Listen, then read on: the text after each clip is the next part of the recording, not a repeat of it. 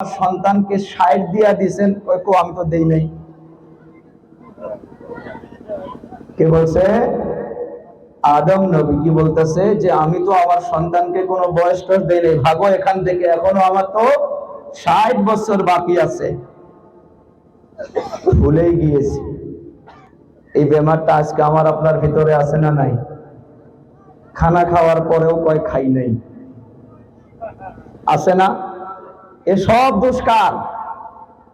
আদমের। কয় আদমের। দোষ করব আমি আপনি, আর সবগুলো গড়াই দেব কার উপরে? আদম আলাইহিস সালাম। এটা বানি আদমের একটা সিফত, ভুলে যাওয়া। আমি আপনি যে রূহের জগতে ওয়াদা করেছিলাম যে আল্লাহ আপনি তো আমাদের রব, লেকিন আজ আমি আপনি ভুলে গিয়েছি। ভুলে যাই নাই, যার জন্য আল্লাহ তাআলা আম্বিয়া আলাইহিস সালামকে দুনিয়ার জমিনে এই ভুলে যাওয়া জিনিসকে স্মরণ করে দেওয়ার জন্য প্রেরণ করেছেন। আজকের তারিখে নবীদের দরজা খতম, এই ভুলে যাওয়া জিনিসকে স্মরণ করে দেওয়া, এটা ওয়ারাসাতুল আম্বিয়া, নবীদের ওয়ারিসদের উলামায়ে কেরামদের এটা দায়িত্ব। সেই দায়িত্ব মনে করে নিয়ে আজ আমি আপনাদের সম্মুখে বসেছি।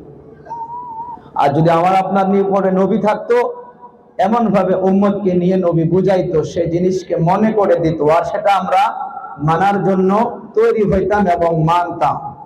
কিন্তু সেই নবীর ওয়ারিস হয়ে আজ আপনাদের সম্মুখে ছোট্ট একটা সূরা আমি তুলে ধরেছি। ভাই, তাফসীরের মাধ্যমে পাওয়া যায় একটা মানুষ জান্নাতে যাওয়ার জন্য পুরা কোরআনের উপরে যদি আমল নাও করে, সূরা আসরের ভিতরে যদি সূরা আসরটাকে নিয়ে যদি আমল করে, তার জন্য সিধা জান্নাতের রাস্তা খোলা হয়ে যাবে। সুবহানাল্লাহ।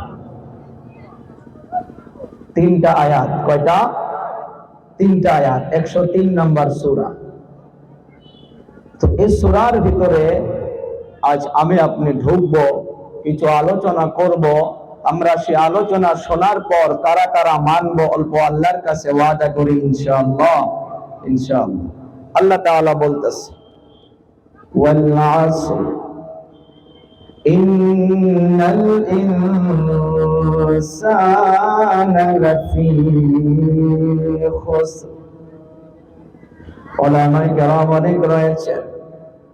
আসর শব্দের মানা হইতেছে সময়, জামানা, ইতিহাস।